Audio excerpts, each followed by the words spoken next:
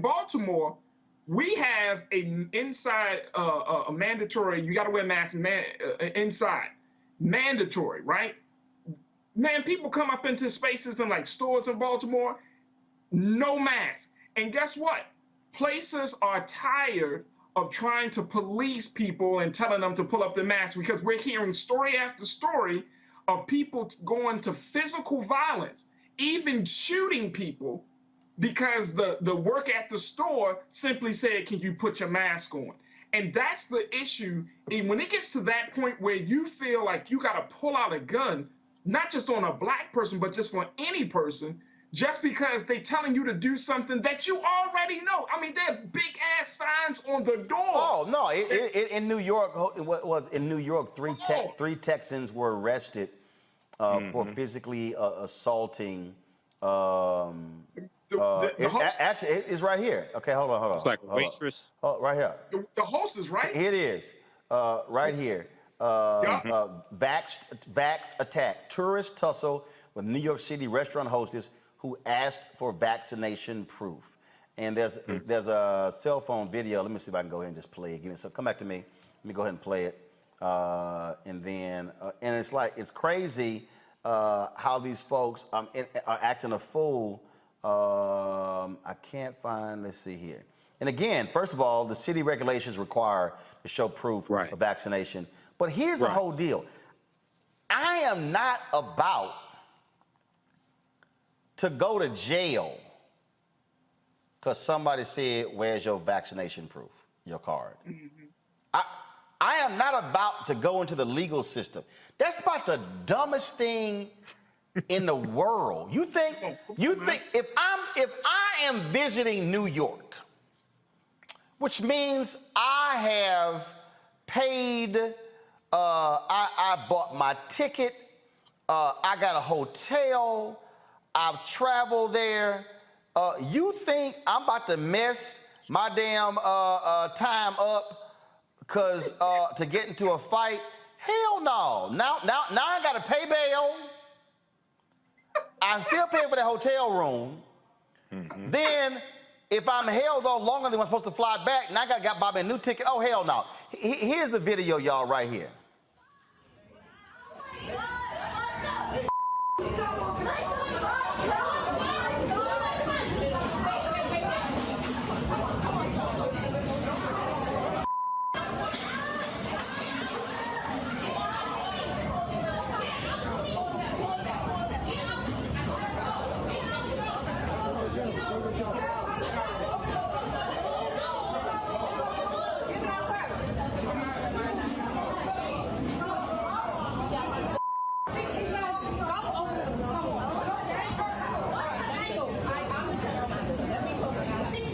All right, tell me what's going on. She keeps walking up on us.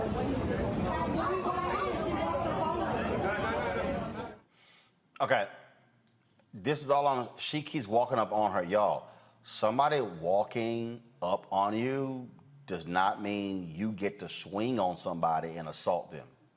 Those 3 people from Sisters from Texas all have been arrested. Damn. Why are you gonna I ain't messing my trip up. But you know what though, Brother Roland, this speaks to something else though, because you talked about it a couple of times. It speaks to the fact that this whole pandemic has really made people imbalanced and mentally. You know what I mean? Like mental health and dealing with this pandemic and this ongoing just kind of, rules and regulations around this pandemic. This has taken people to a whole nother level of just sanity. Like to think that is a good idea to beat on somebody simply for asking for a vaccination card when you know it's COVID. I mean, like you knew this before you even touched down in the city, that the city has certain requirements. If you are traveling in 2021, I think that you should check the places that you go beforehand to say, okay, what's the rules around COVID right now? That's right. Vaccination. Look, like when I went to the Darius Rucker concert, it was at Wolf Trap. First thing I want, okay, what are the rules? Like perfect example, when I was in Houston for my aunt's funeral, there was Kim, Babyface, Music Soul Child. All right, so we roll up. They turning people away who had basically purses or bags that were like no bigger than this. They were bigger than this. Then it had to be clear or whatever. Well, first, look, y'all, just so y'all know, I had a bag. I got 2 phones. I had my Perel. I can't stand ash. I had my bottle of lotion. Had my goggles. I had 2 masks, and I had a sweat rag. We're talking about this outdoors in Houston. I ain't stupid. Now, I got laid in with my bag because I'm a VIP. But do understand, I was gonna get in with that damn bag. I ain't going. Y'all don't give a damn what y'all say. I'm gonna have the mask, the goggles. I got everything. I am not sitting here. Hell, I might have some gloves in there. I ain't sitting there playing with these people. Okay, but you're right. Find out before you go somewhere. Hey, right. What are y'all rules? What are y'all rules? Mm-hmm. And I just think what's happening is one of the downsides of people in this country. We are Americans. It's about freedom. Oh, yes. There's a downside to that. And see, yes. the reason, and I'm telling everybody right now, okay, this is very simple. This is very simple. Y'all can fight on the mask, y'all can fight on the vaccine, but you're gonna lose. I'm just letting you know right now. No, you're going to lose on this one. You're gonna lose on this. I'm just telling everybody, and I don't care how you feel, you're gonna lose on this one. Because what you have to understand is, when you got a significant number of people who are like, no, we ain't trying to play these games. This is now 2021. I'm telling y'all right now, if this thing continues, be prepared for us to be shut down for all of 2022. I told everybody, y'all, ask my wife, ask my family, I told everybody in June of last year, y'all need to go ahead and wipe off 2020 and wipe out 2021. I said, 'cause these folk ain't gonna act right, I said, until 2022. And here we are on September 17th, and we dealing with this, we're dealing with other folks, all kind of stuff, and we're gonna be in the same situation because, folks, freedom, I'm an American, it's my right, okay? Keep playing. You know, very quickly, Roland, it's interesting we're having this conversation, talk about freedom. Today's the anniversary of the U.S. Constitution being signed, September 17, 1787. But I've said this on this show before. If you go study the Great Pandemic in 1918, 1919, 1920, it killed 675,000 Americans at a time when the U.S. population was 106 million. I think that's about 0.67% of the population when I calculated it before. We're almost at 675,000 Americans dying from COVID. No, actually, we're past that. We're past that. Yeah, okay, we just went past that. We're past 675,000 dying. But the U.S. population is 330 million. It's 3 times as much as it was in 1920. If 0.67% of the population dies of COVID. You're talking about like 2.1 million people dying, which means we're not at the halfway point if this continues the way it looks like it may continue if people keep acting the damn fool. I'm just, and again, I got people who are sitting here, well, the masks don't work. Look, let me tell y'all something. I play golf. The reason my ass got black marks on my damn leg right now is from mosquito bites. I thought that damn off worked. But if you think I'm not gonna walk my ass out there playing golf, especially in Texas, with big ass mosquitoes and not have some off on, you stupid. I'm gonna use whatever protection I can and not go, well, you know, this stuff not working. I'm telling you, and it's driving me crazy because we keep putting these scientists on and doctors on, and I got people who are sitting there. I had somebody who said, you know, why you mad because Nicki Minaj spoke her truth? Because it was batshit crazy. And I'm telling you, it's just, it is, somebody put on YouTube, off attracts mosquitoes. Yeah, you ain't lying. But again, I just want people to understand, especially black people, don't go to jail because somebody asked for your vaccination card. Right. Don't go to jail because somebody said, please put your mask up. And you know what? And if you don't want to put your mask on, don't go in that restaurant. Don't they have drive-thrus in New York? Don't they have drive-thru restaurants? But don't stand there and yell, this is my right. Okay? They're going to show your ass real quick what's your right. Folks, back to our Roland Martin Unfiltered video in just one moment. It's time to be smart. Roland Martin's doing this every day. Oh, no punches! Thank you, Roland Martin, for always giving voice to the issues. Look for Roland Martin in the whirlwind, to quote Marcus Garvey again. The video looks phenomenal, so I'm really excited to see it on my big screen. Support this man, Black Media. He makes sure that our stories are told. See, there's a difference between Black Star Network and Black-owned media and something like CNN. I got to defer to the brilliance of Dr. Carr and to the brilliance of the Black Star Network. I am rolling with Roland all the way. Honored to be on a show that you own. A black man owns the show. Folks, Black Star Network is here. I'm real revolutionary right now.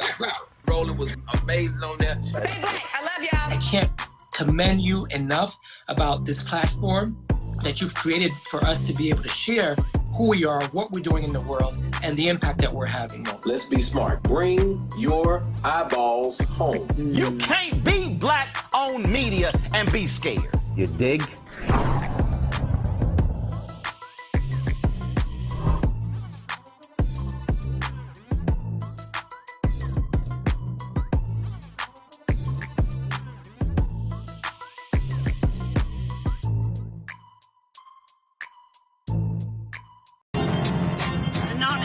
I'm white. I got you, huh?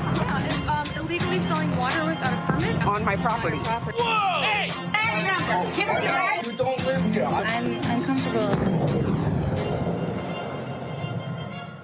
So let's go to Nebraska, where this woman's in the grocery store and she's a little upset. She's like, I'm not wearing my mask. I have allergies. And then she does this. That's a, excuse me? Excuse me. I'm coming through. You're so cute. She's coughing on me. She's coughing at me. No, yes. look at you guys. You're so cute. You're such a Karen.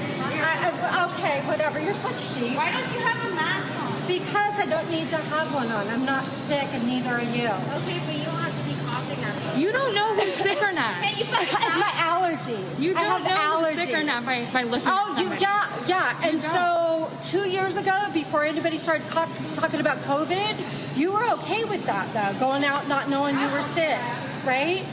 You don't know anything about my health. I don't. Yeah, she's coughing at me.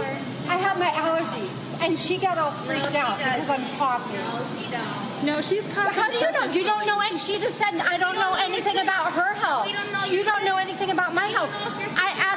Maybe I have a medical release. I don't need to wear a mask. Okay, bye. Why don't you have a mask on? Because I don't need to have one on. I'm not sick, and neither are you. You don't know what's going on. I have allergies.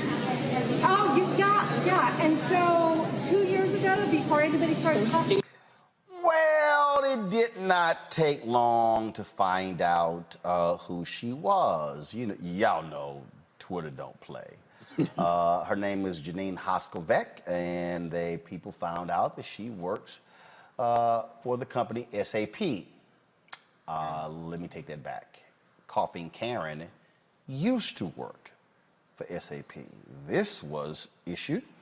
This tweet: we have reviewed the incident and confirmed that the individual in question no longer works for SAP.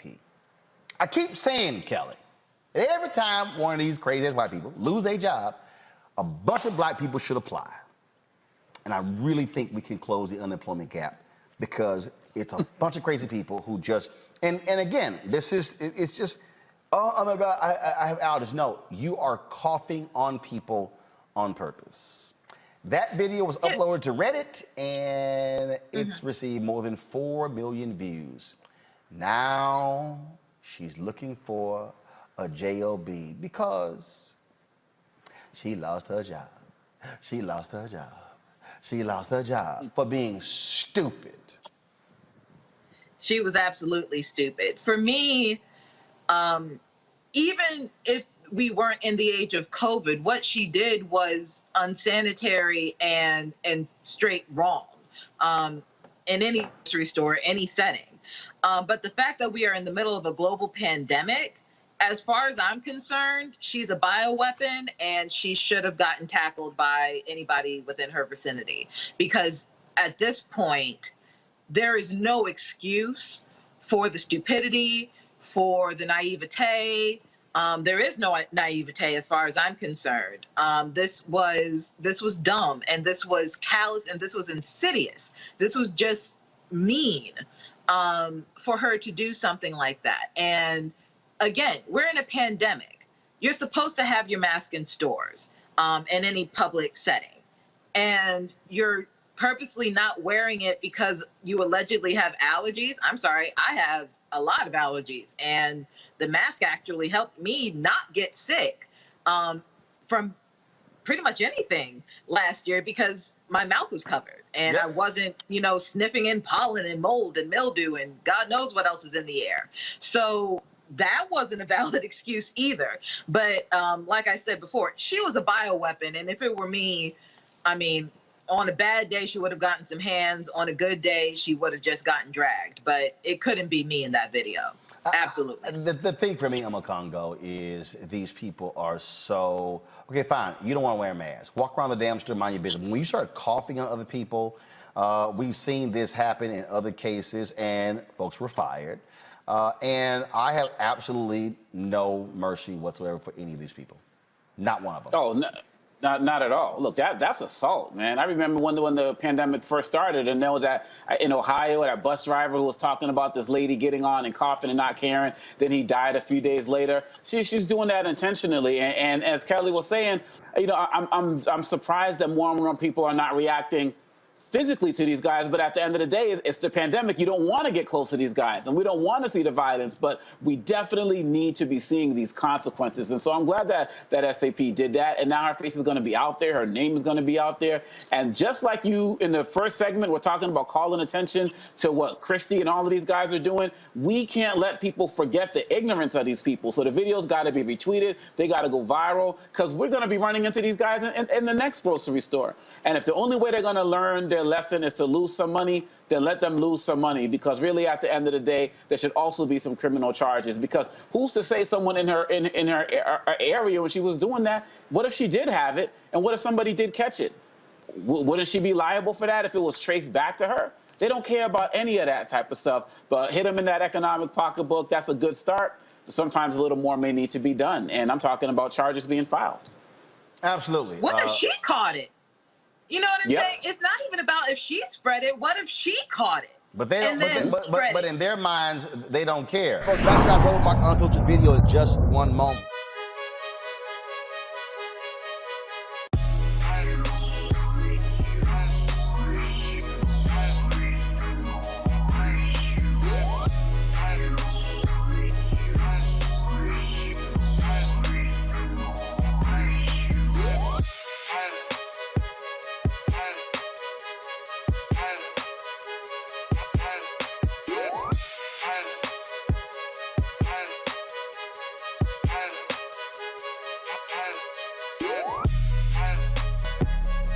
folks, Seek.com is a black-owned company founded by Mary Spiel. It's a virtual reality company where you can actually go there, look at their virtual reality content. A couple of devices they actually have for sale that you might be interested in. First off, their VR headset allows for you to slide your phone right in and experience that virtual reality content on their site or watch a 360-degree video. Also, there are 360-degree headphones, tremendous bass, used for gaming, Bluetooth, phone calls, you name it. Folks, you can get these two at Seek.com using this promo code RMVIP21, RMVIP21. You buy one or the other, or even both. A portion of the proceeds come back to us here at Roland Martin Unfiltered. And so we want you to check out Seek.com and give it a try. I'm really trying, y'all. I'm really trying to deal. So Nicki Minaj is now trending because Nicki Minaj posted this on Twitter. My cousin in Trinidad won't get the vaccine because his friend got it and became impotent. His testicles became swollen. His friend was weeks away from getting married. Now the girl called off the wedding. So just pray on it and make sure you're not comfortable with your decision. Make sure you're comfortable with your decision, not bullied. 5,297 retweets, 41,100 quote tweets, 26,300 likes. Okay. Wow.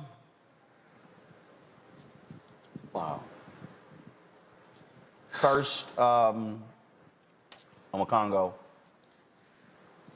Your cousin actually believed that bullshit. your cousin actually believed that his boy caught COVID and now he impotent. I think Nicki, I think your cousin's boy caught some other shit. And it's not gonna clear up in time for the wedding. Real talk. Real talk. Come on, dog. Come on. Wow. You may need to come at her like you did with Busta Rhymes, man. I mean, these guys, we talked about earlier in the segment, we were talking about Julius Jones and how celebrities have been stepping up. I've been so disappointed with how celebrities have been speaking out ignorantly about the vaccine, about the mask, and so on and so forth. Understand, if you're not going to be for it, just don't say anything.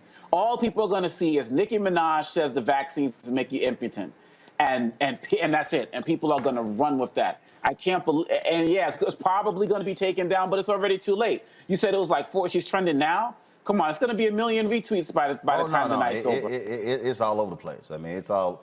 But again, though, here's my whole deal.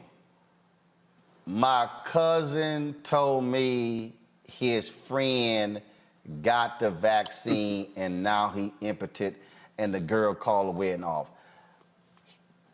Here's the deal, Kelly, and this is just I'm sorry, I need to fix my face. I'm sorry. This is just me.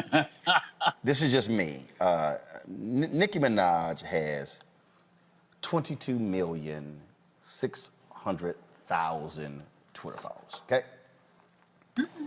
If I go to Instagram right now, let me check. Nicki Minaj has 157 million Instagram followers. Okay. I don't even know what she has on Facebook. If I had to pull up Facebook, I would say, let's see here. Nicki Minaj on Facebook. I'm assuming she's on Facebook. Nicki Minaj has 48.5 million on Facebook. Okay? Okay, so Roland has 3.3 million between Instagram, Twitter, Facebook, YouTube. If a cousin of mine told me that his boy got the vaccine and now he's impotent and the girl called the wedding off, My ass is going to say, put your boy and his doctor on the phone before my ass tweet that out. Because I ain't trusting my cousin's boy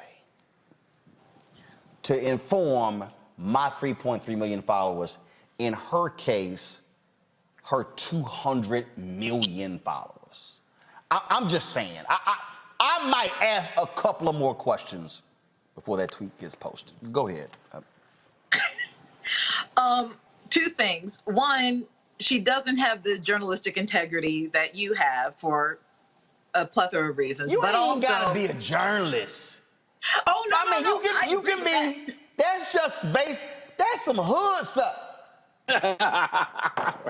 Yo, boy. I'm talking about right now. It's somebody in the hood going, hold up. Yo, boy got the shot, and now he impotent. First of all, has your boy shown you his vaccine card? Which shot did he get? Mm-hmm. If your boy came back and said that he got the Eli Lilly shot, you probably, is it the Pfizer, the Moderna, or is it Johnson & Johnson? Which one you got? I'm just saying, even in the hood, you might ask two more questions before you put it on Twitter. I agree with you.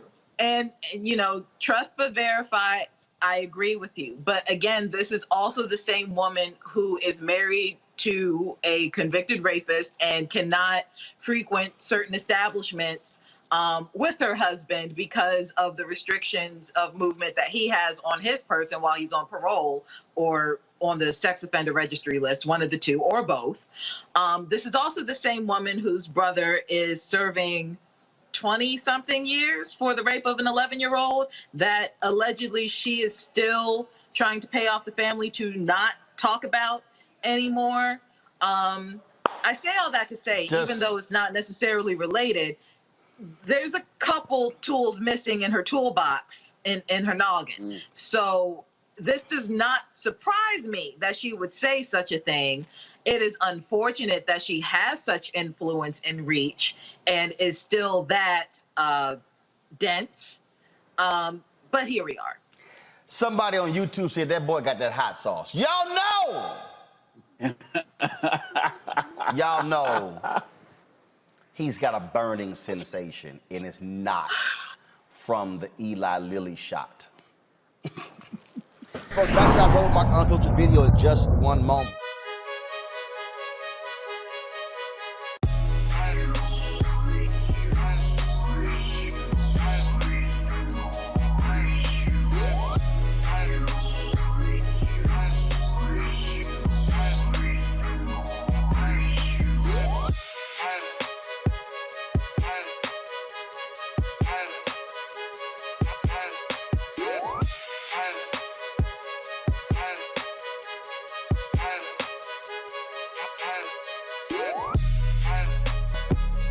All right, folks, Seek.com is a black-owned company founded by Mary Spiel. It's a virtual reality company where you can actually go there, look at their virtual reality content.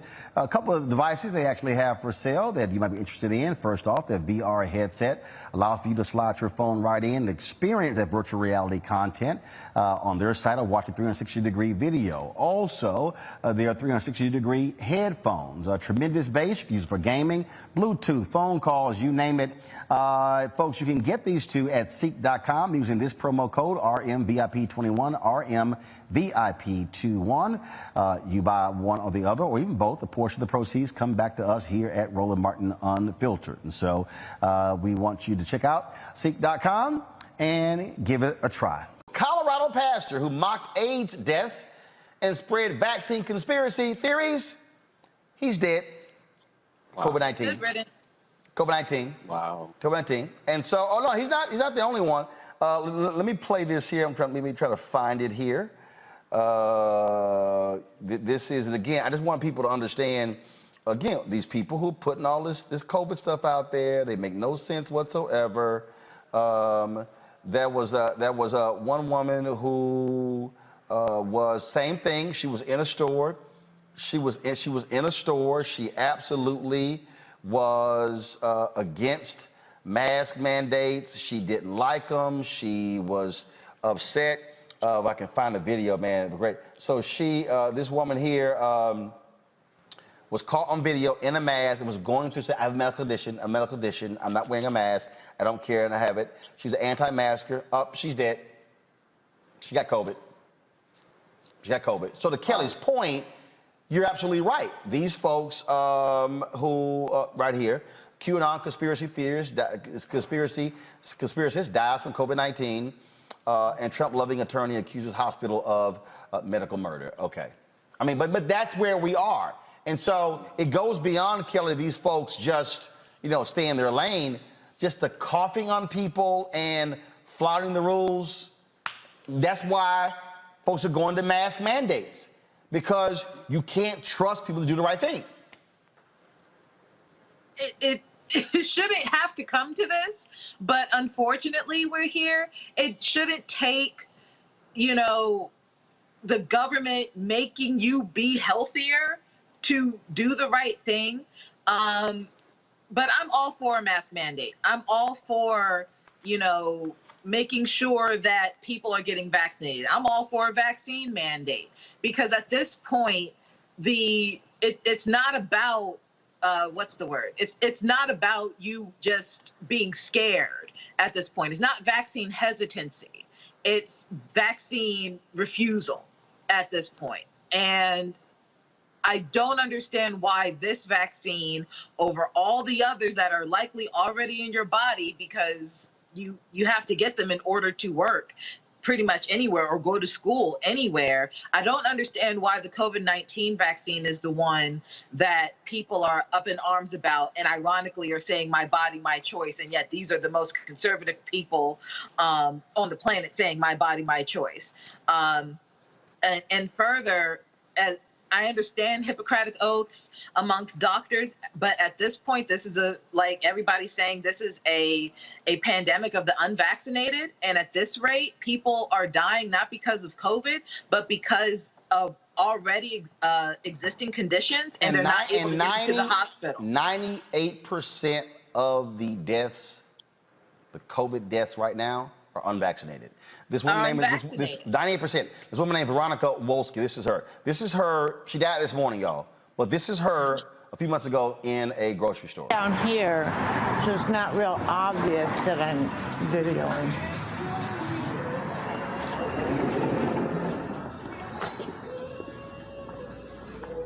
Hello. I have a face mask on, honey. And I have a medical exemption and a doctor's note. So I have, somebody sent me an email. Ma'am, I'm not helping you. I'll get the manager, please. I have a medical exemption.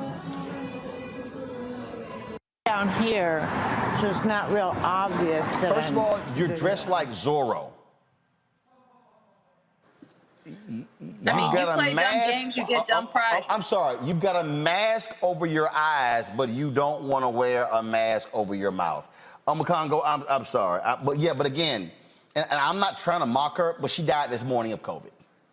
It's wow, it's wow. Look, I'm picking up where Kelly was leaving off about how these ignorant folks who are out there not caring about people are making it hard for everyone else to be able to use these hospital beds. I saw a story in Alabama where a man was having cardiac arrest and tried to get into 43 different hospitals and couldn't get in, and ended up dying. And so these guys are so ignorant, so rude, and so disrespectful. But now, and I'll never forget this, Roland. I guess the name I forget you had weeks ago, who said there's a difference between freedom and license. You don't have the license to just do things to make other people sick and jeopardize other people's lives. And so it's unfortunate when anybody dies. We don't wish it upon anybody, but damn it, what the hell did you expect? And now you're at a point. So yes, we got to get these mandates going. New York kids are going back to school. How many of them are going to be shut down in a week? At least they have the mask mandates right now. But we also got to protect our children as well, man. And these folks just don't care, and this is what's going to happen. And so, yeah, we don't care that much about them. But look, they're affecting entire communities, and something has to be done. And Biden needs to step it up with the mandates, period, bottom line. And just one more thing, and it's a controversial opinion, but I'll say it anyway.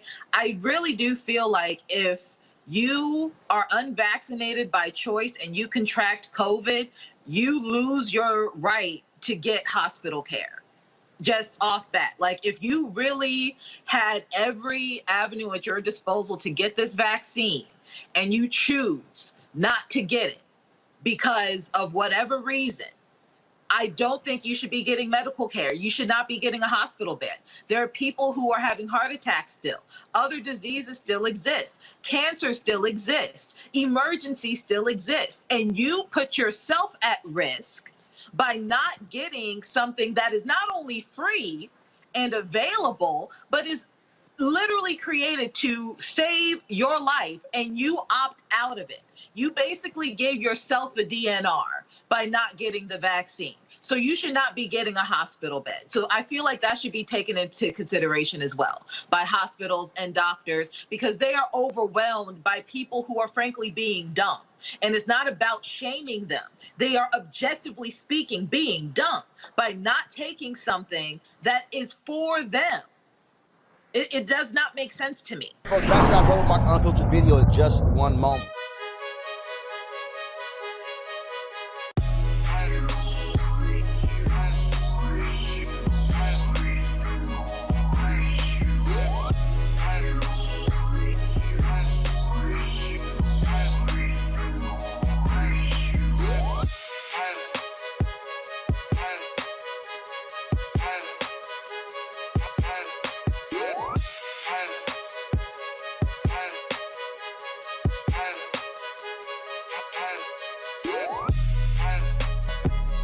All right, folks, Seek.com is a black-owned company founded by Mary Spiel. It's a virtual reality company where you can actually go there, look at their virtual reality content. A couple of devices they actually have for sale that you might be interested in. First off, their VR headset allows for you to slide your phone right in and experience that virtual reality content on their site or watch a 360-degree video. Also, there are 360-degree headphones, tremendous bass, used for gaming, Bluetooth, phone calls, you name it. Folks, you can get these two at Seek.com using this promo code RMVIP21, RMVIP21. You buy one or the other, or even both, a portion of the proceeds come back to us here at Roland Martin Unfiltered. And so we want you to check out Seek.com and give it a try. Next. All right, folks, y'all know what time it is. No charcoal grills are allowed. I'm white. I got you, Carl. Illegally selling water without a permit on my property. Whoa! Hey! You don't live here. I'm uncomfortable. Well, let's go to Georgia, where parents are calling for a teacher there to be fired after she says the N-word in a viral video. Watch this. Girl, say I date a black guy. Okay. Then I can say nigga. No. Because I got a nigga. I missed that. Play it again. Girl, say I date a black guy. Okay. Then I can say nigga. No. Because I got a nigga. Alexandria Boynton, an Alcovey High School art teacher, sitting on the desk discussing when it's okay to use the N-word. 2 years ago, Boynton was named Teacher of the Year. Now students and parents are calling for her job. The art instructor is currently on administrative leave. She says in the video that if she starts dating a black guy, she can say nigga.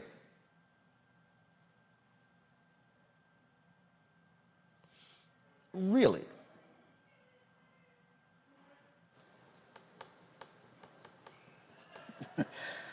Yo, homegirl was just, you could tell this is part of her daily vocabulary because she was just all too comfortable, just the way she just put it out there like that. And so, look, people have all of these debates and conversations. I was just talking about it at my students at American Today in class. People can have honest conversations about it in the classroom.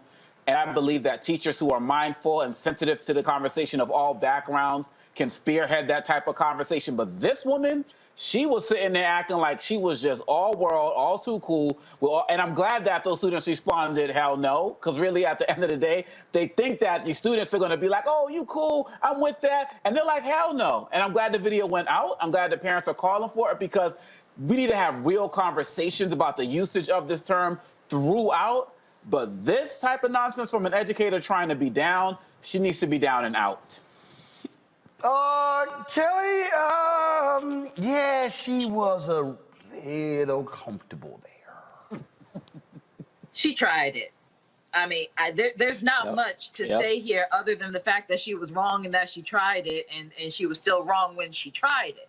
At no point should you even, any profanity in the school should be, banned. I don't know how schools are set up, but when I was in school, profanity in any regard was prohibited by students and especially teachers. So the fact that she was a faculty member at this school and still said it, regardless of what the word is, I'm just trying to get to the basics for the moment. The fact that she used profanity in school towards students in reference to herself in a personal manner, which also should not be talked about on school grounds. There's just levels of inappropriateness here that needs to be addressed. N-word notwithstanding. Again, she was way too comfortable with that word, but just from an administrative perspective and just getting to the point, she was wrong just from being a faculty member. And I don't know whether it was because she was an art teacher and she thought, she has license because it's more creative space and more liberal. But again, you tried it and you failed. And as far as administrative leave, she needs to go because it was just unprofessional to do that at all. Folks, back to our Roland Martin Unfiltered video in just one moment.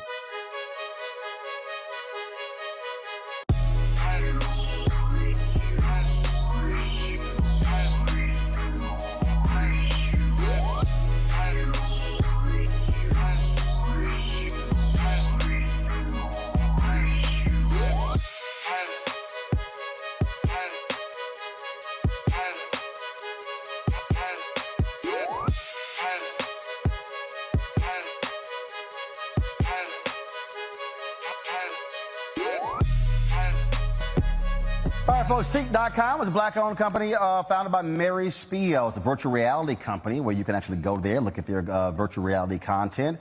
A couple of devices they actually have for sale that you might be interested in. First off, their VR headset allows for you to slide your phone right in and experience that virtual reality content on their site or watch a 360-degree video. Also, their 360-degree headphones, tremendous bass, you can use for gaming, Bluetooth, phone calls, you name it. Folks, you can get these two at Seek.com using this promo code RMVIP21, RMVIP21. You buy one or the other, or even both. A portion of the proceeds come back to us here at Roland Martin Unfiltered. And so we want you to check out Seek.com and give it a try. All right, Basketball Hall of Famer Isaiah Thomas went on this idiot Jason Whitlock's show on Glenn Beck's The Blaze. That tells you all you need to know right there. About this. And so they had a long conversation about race and some other issues, and the national anthem came up. And, you've got white folks like Megyn Kelly and Bill Maher and others who are all upset and mad. Oh, this is separating us and all this sort of stuff like this. And I saw this and I was like, you know what? I got to weigh in on this because there were some things that are factually not correct. But also I want to explain to you really what is at play here while all of a sudden this is the thing. So go ahead and roll it. You said that we have to eliminate the race box, right? Yes. Tell me something. How do we eliminate the race box when we sing the Star Spangled Banner on this hand, but then we sing a national Negro anthem here? How is that bringing something together? How do we eliminate the race box if we're doing that? First of all, great question. And so, for a long time, we fought, not to have the race box in the census report, right? We fought a long time, and they just really kind of got it on. where we got classified black, white, yellow, blue, people of color. Now, when you sing the national anthem and then you sing the black national anthem, the only thing that it does is it's emphasizing our separateness. And what our founding fathers, when they wrote the Constitution and everything else, they were talking about bringing us together under one umbrella, under one Constitution, where all men and women are created equal, not these black. Okay, first of all, go ahead and let it finish play, then I'm gonna come back. White, red, yellow color boxes, you know, we were aspiring to be that. Come back, so stop. when you sing those two different anthems. Okay, so here's the deal. So, not true, Isaiah. Declaration of Independence says all men are created equal, not women. When they said all men are created equal, they meant white men. They didn't even mean all white men. They really meant white landowners. One of the mistakes that we have in this country is that, I keep telling y'all, there's a difference between learning history and learning history. And the reality is we have been sold a fallacy in the United States. We have been sold a fallacy that America is great and wonderful and things were done the proper way and we're the greatest democracy. God loves us more than anybody else in the world. That's America. That's what we've been sold. What we have to understand is that there's no such thing as the framers wanted everyone to be created equal. That's simply not true. Why? Because they wrote it. They said it. That's literally what they did. Now, the other day on the show, I told you, and I love to watch it. I love to watch it because it is so succinct in explaining exactly the reality of what it means to be black in this country and to understand what folks wanted in terms of the creation. Here's Barbara Jordan, 1974, in her Watergate testimony. Listen. Jordan, the purpose of general debate, not to exceed a period of 15 minutes. Thank you, Mr. Chairman. Jordan. Mr. Chairman, I join my colleague, Mr. Rangel, in thanking you for giving the junior members of this committee the glorious opportunity of sharing the pain of this inquiry. Mr. Chairman, you are a strong man, and it has not been easy, but we have tried as best we can to give you as much assistance as possible. Earlier today, we heard the beginning of the preamble to the Constitution of the United States. We the people. It's a very eloquent beginning. But when that document was completed on the 17th of September in 1787, I was not included in that we the people. I felt somehow for many years that George Washington and Alexander Hamilton just left me out by mistake. But through the process of amendment, interpretation, and court decision, I have finally been included in we the people. Today, I am an inquisitor. Now, not completely. Because the reality is we continue to have to fight to assert our rights. Press play on more of the interview. Sizing that, okay, there are two different statuses, not races, because I'm gonna call it what it is. It's status. There are two different statuses in this country, black and white. So there's a black national anthem, there's a white national anthem.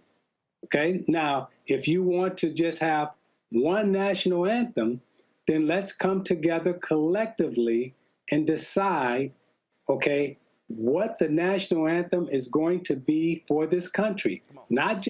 Okay. Isaiah, that's just not true. There's a national anthem. There's one. First, which is the Star Spangled Banner. Now, let me just remind people, when the Star Spangled Banner was written, and again, this is what I need us to understand, because one of the things is we have been taught so many things in this country, but we were not really taught everything in this country. What we have to understand is that, first and foremost, the Star Spangled Banner, when it was written, okay, was not the national anthem. It was a poem. If you actually read it, you'll realize that third stanza, which is being quite debated, deals with the issue of race. Let's just deal with that, okay? Second of all, when we talk about the Black National Anthem, that's not what it's called. The song is called Lift Every Voice and Sing, written by James Weldon Johnson in 1900. In 1919, the NAACP called it the National Black Anthem, and ever since then, that is what we referred to it as, but it was simply a song by James Weldon Johnson. Why is that important? It's because if you fall for how they are framing this whole thing, then it becomes, oh my goodness, we have two anthems. Actually, we don't. And remember, Star Spangled Banner, written in 1814, it did not become the national anthem until 1931. Now, they're making a big deal out because the Lift Every Voice and Sing is being sung before the Star Spangled Banner. Y'all do realize that sometimes when you go to the game, they sing America the Beautiful before the Star Spangled Banner. So what's the issue? That we're singing another song before the Star Spangled Banner, or that it's Lift Every Voice and Sing? Play more of the interview, please.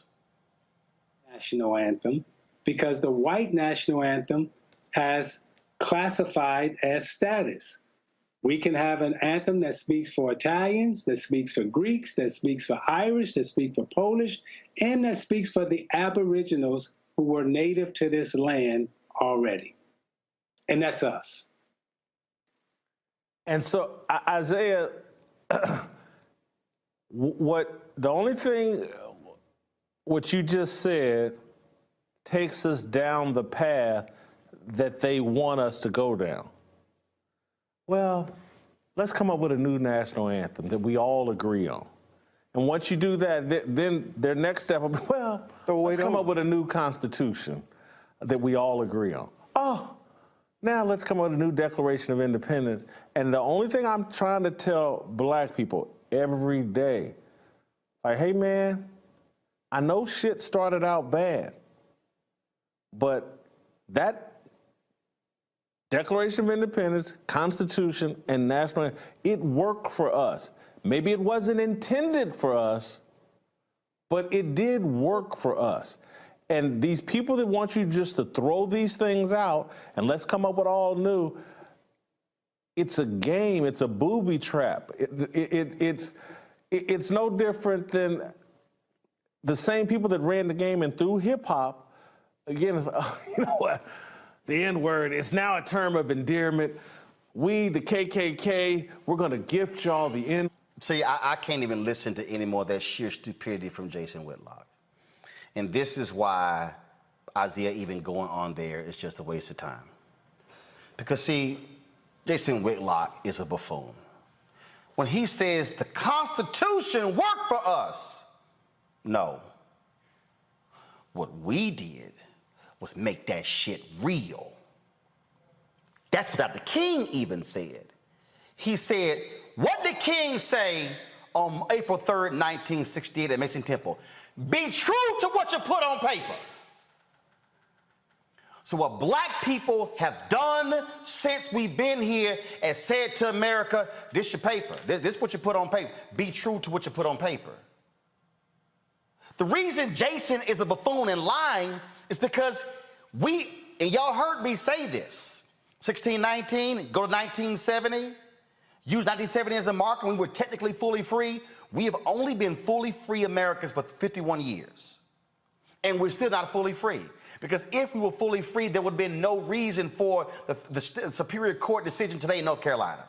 If we were fully free, there would be no reason for there being an EEOC. If we were fully free, there would be no reason for COVID showing the health disparities in this country when it comes to black and white. If we were fully free, you would not have the economic gap that exists right now. See, the whole deal is this here, and this is the real reason why I say, Isaiah, anybody else, the reason you don't even engage in that silliness when it comes to the national anthem versus the black national anthem is because they want to put any conversation that breaks down white supremacy and now invokes fairness, they don't want that to happen. They want the battle against critical race theory, they said it. They want to put everything that's race underneath that, everything about equality underneath that, because they don't want to change it. You hear, oh, no, you hear, we're like, they talking about changing some stuff. Well, yeah, that's why we have constitutional amendments.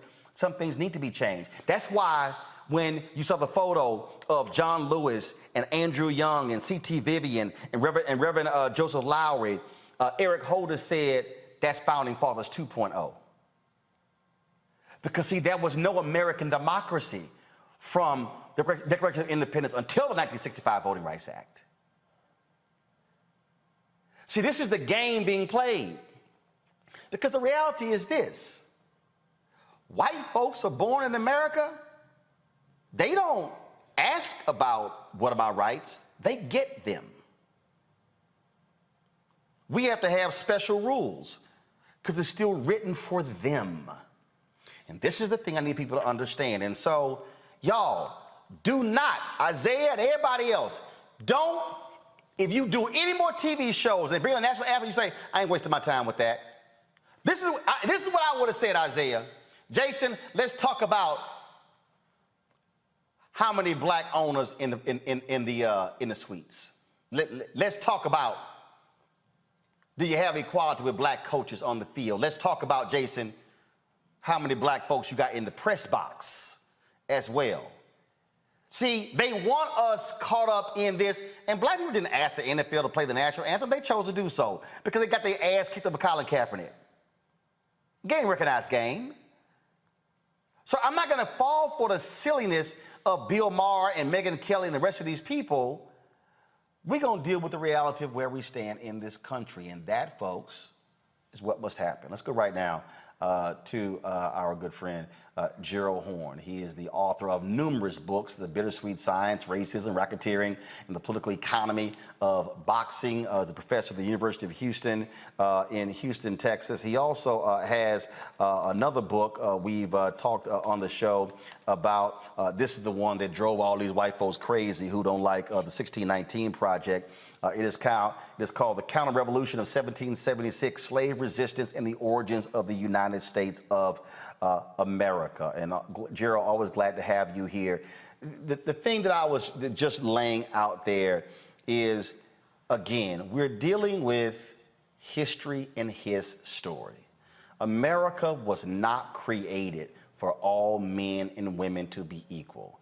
It was for white landowners. And even if you study the Constitution today, which is why Jason Whitlock is a sheer idiot, the Electoral College today was a slave compromise.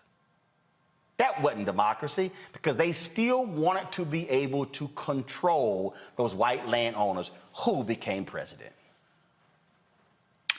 Well, I have to say I was disappointed in Isaiah Thomas. I know that he matriculated at Indiana University, one of our leading institutions, but I guess he must have missed classes in history. He was at basketball practice, I assume. But now he is a grown man, and he should be aware that history is constantly being rewritten. Recall that W.E.B. Du Bois changed our understanding of the period following the Civil War with his epical volume, Black Reconstruction. And today, we have various creators, writers, scholars who are rewriting the story of the United States of America. I would include the Haitian filmmaker Raoul Peck in Exterminate All the Brutes, of course, Nicole Hannah-Jones in the 1619 Project. And what they're all telling us is that the traditional narrative that we've been fed, per what you were just suggesting, Roland Martin, has basically been nonsense and poppycock. I mean, for example, Isaiah Thomas says that we are separating ourselves. The fact is we have been separated. He gives out this inaccuracy concerning the U.S. Census and how supposedly we're trying to get away from boxes. If you go back to the original U.S. Census in 1790, it, of course, was grouping people according to, quote, white, unquote, according to whether or not they were slave, unquote. And just like today, the first one, hold on, let me put the first U.S. Census since 1790 had racial classifications. We didn't vote on that. That was them. Well, clearly. I mean, that's why I was so disappointed by Isaiah Thomas. And I noticed that he was speaking against a backdrop of the NBA, the National Basketball Association. And I would assume that the NBA would want to dissociate itself from his inflammatory and indeed ignorant remarks, because they're quite misleading at the end of the day. And I'm happy to see, Roland, that you mentioned the third stanza of the Star-Spangled Banner, which in no uncertain terms denounces the black population, because recall that that anthem was written by a slave owner, Francis Scott Key, during the war with Britain, 1812 to 1815, and he was denouncing the black population because the British were offering us a better deal, and so we defected to their side, helped them to burn down Washington, D.C., and then fled on British boats to Trinidad and Tobago, where our descendants continued to reside. And so Francis Scott Key was very upset by that development. That's why he denounces it. It's one of the rare national anthems that singles out for denunciation a significant portion of the citizenry. See, the thing, but see, here's what you're dealing with here. And you hear Isaiah talking about status and class and in terms of, in terms of race and black. But the issue for me, which is the most fundamental issue, is what's the agenda of the person I'm talking to? The agenda of a Jason Whitlock, and I don't know who that fool was he was talking to on the set, and Glenn Beck's The Blaze ain't got nothing to do with black liberation. And see, when you hear, again, a Whitlock talking about, these people, to go from rewriting the Constitution to hip hop. I mean, his arguments are so weak because what we have to understand when you are a student of history, when you are a student of this country, when you are a student of how this was constructed, what we are dealing with today and what we've been dealing with since 1619, what we were dealing with during the period of Reconstruction, what we were dealing with during the 92 years of Jim Crow, what we were dealing with during the Civil Rights Movement, or the Black Freedom Movement, and ever since then has been an unwinding of this tightly wound, knit ball of white supremacy. And we have been trying to peel this thing back and unwind it. If you tear baseball apart and you begin to pull the string and tear it apart, what you're trying to do is unwind this tightly wound ball that has constrained and constricted black people from being real, true American citizens.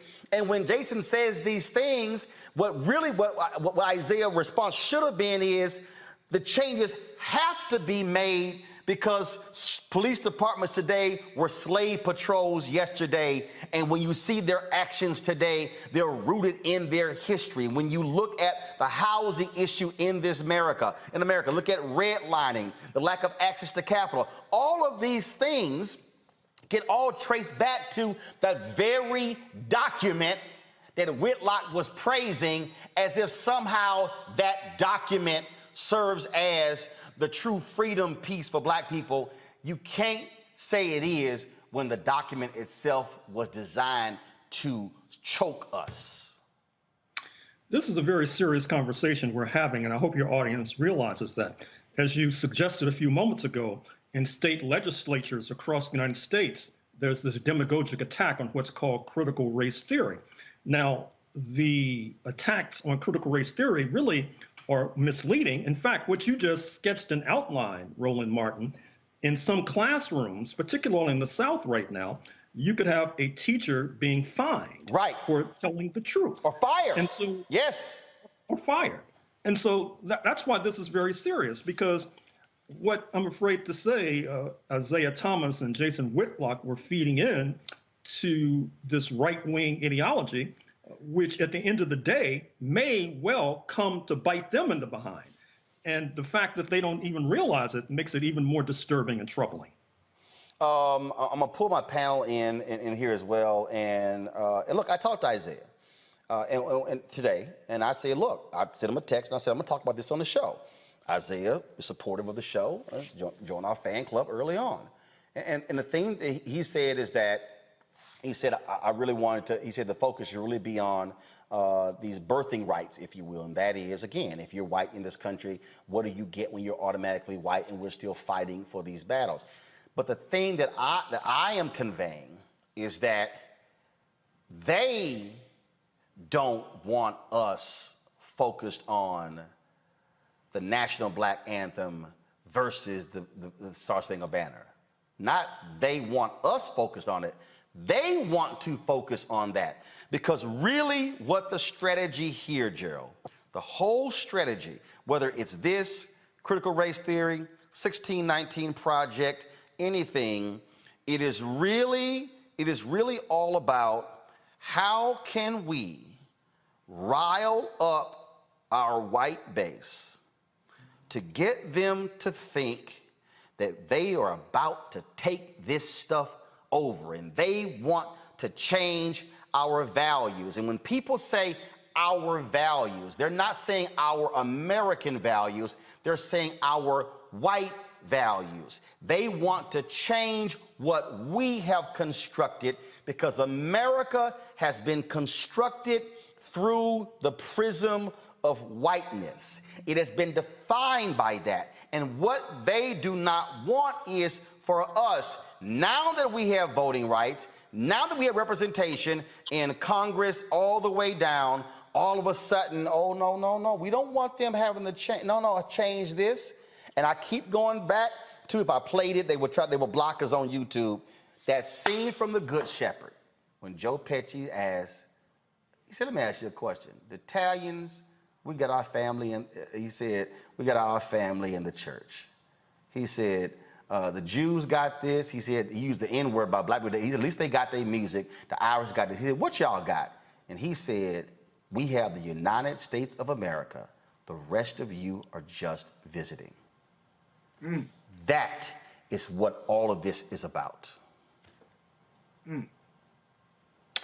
Well, I'm afraid to say that you're onto something, Roland Martin. And once again, I have to say, I'm sort of puzzled by the fact that Isaiah Thomas would say what he said and still be a contributor to Roland Martin Unfiltered. When you talk to him, how did he explain himself?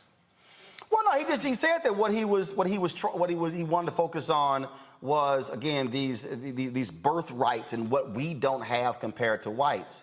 And look, but it's also understanding who you're talking to and who you're going up against and what their goal is. If Jason Whitlock said, Roland, come on my show, I know exactly what he's trying to do. I know who he's talking to. I know who he's talking to. I got some fool, another black dude who worked for The Blaze, who's been trying to come at me for the last week on Twitter, trying to ask me all these other questions. I'm like, dude, I'm not playing your little game. And he wrote some little article about me, how I'm selling out black people to stay on the Democratic plantation. And I'm sitting there saying, yeah, but it's your party that's the one trying to keep my people from voting in North Carolina. And so the thing that I want African Americans, whether you are basketball players or football players or singers or entertainers or whatever, is to be fully cognizant of this really intensive effort to keep us from actually asserting our rights. Because I'm telling you, Gerald, all these people not fully understanding, because they got to be asking, wait a minute, how all of a sudden, hell, the NFL and NBA, they've done lift every voice and sing before games before. Why all of a sudden now it's an issue? Who all of a sudden plucked critical race? Gerald, this is my 13th black media experience. Do you realize in the previous 12, I never even heard of critical race theory? And that's black. I've been black, 3 black newspapers. Tom Joyner, BlackAmericanWeb.com, Savoy Magazine, Major Broadcasting Cable Network, Dallas Examiner, Essence, Ebony. I can go on. All of a sudden, where's it coming from? I keep telling people all of this in my book, White Fears, coming out in the first quarter next year, y'all. It all emanates from this question that was asked in 2009 after Obama got inaugurated. Who is optimistic about the future of America for your children? Every group except white Americans, a majority, were optimistic about the future of America for their children except white Americans. That is what we're dealing with, and that's why the Republican Party wants to appeal to these crazy, demented white folks who are going to be here in D.C. tomorrow, because they are afraid that we, Gerald, now have political, economic, social power, and we are not afraid to use it. Well, I'm glad you mentioned 9/18, this rally that's taking place in Washington tomorrow in support of the insurrectionists of January 6th. The FBI is reassuring us that there's nothing to worry about, move along. But that's what they told us on January 5th, 2021. And you almost had the Vice President of the United States lynched. You almost had the Speaker of the House of Representatives, Nancy Pelosi, lynched. So I hope that they know what they're talking about with regard to this manifestation, this demonstration tomorrow. And if they're wrong, I'm afraid to say that there's going to be a hot time in the old town tomorrow. Well, I don't think it's going to be that, because Trump has already yelled, this is a setup, and I think they're going to be a little too scared to come in. I want to bring in the panel here, and I want to start with you, Michael, then go Michael, Kelly, Faraji. The thing here, again, is understanding what the goal of a Whitlock is, and that is to absolutely be an agent of white supremacy. And what I'm trying to get everybody, I'm trying to get anybody who's out who's talking about these issues to be very careful to understand what is going on. It's the same reason why I lit into Chris Christie. I'm not going to sit here and praise you for your speech at the Reagan Library about how the Republican Party has lost its way and what it needs to do to go forward, and you take these unnamed jabs at Trump when you are also complicit because you helped put him in power. Oh, absolutely. Absolutely. Hello, Dr. Gerald Horn. This is Michael Imhotep from the African History Network. How you doing, brother? Right on. All right. I met you at the Charles H. Wright Museum of African American History here in Detroit. It was either 2017, 2018. Man, come on! I'm coming to it, Roland. I'm coming to it. When you met somebody winging all day, let's go. Come on. I'm coming to the question. Can you talk for a minute? You know, in the clip we saw, Isaiah Thomas talked about class and the census. And we know that when we look at the census and the racial classifications, people immigrating from the Middle East and North Africa are classified as white based upon the U.S. Census and the U.S. government. Can you talk about why how those particular racial classifications came about? Why people coming from North Africa, Egypt, Libya are classified as white in the Middle East? Well, obviously, it's to bulk up the community that's defined as white. There is a demographic struggle taking place now. One of the reasons for voter suppression, and I noticed Roland mentioned the North Carolina decision, which is very important, but one of the reasons for voter suppression and trying to make sure in particular that black folks don't vote is that the Republican Party has transformed itself into being the party of whiteness, if not the party of white supremacy. But it's very difficult to get people who are not defined as white to vote for the party of whiteness. And so you not only have voter suppression, you have sort of a redefinition. So therefore, Ralph Nader, the former presidential aspirant, whose roots are in Lebanon, he is defined as, quote, white, unquote.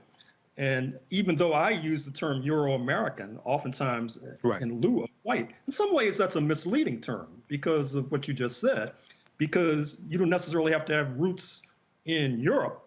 You can have roots in Lebanon, for example, and still be defined as white, but it's a numbers game that's basically taking place. Okay, thank you. Kelly? Yes, Dr. Horn, thank you.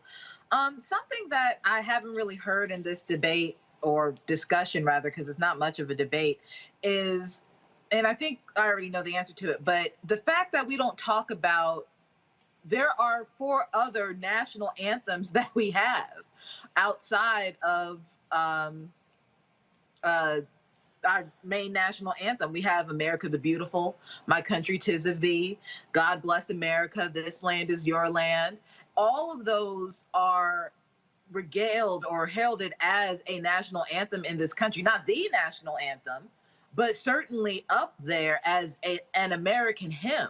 But when it comes to Lift Every Voice and Sing, one that is not rooted in any type of racial bias, one that was written by a Black man, composed by another Black man, his brother, all of a sudden it's a problem. So if you can give us some insight as to why you think that is, I think I know the answer, but the fact that there is this stark dichotomy regarding Lift Every Voice and Sing that isn't considered an anthem for anyone outside of NAACP dubbing it as one, versus the other 4 songs that are certainly played at NFL games and the like.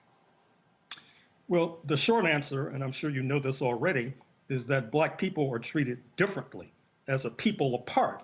This goes back to slavery, when we did not want to be enslaved, and so therefore we were always rebellious. We were always trying to ally with the real and imagined foes of this United States of America, including Native Americans, including the British, as I said, during the War of 1812.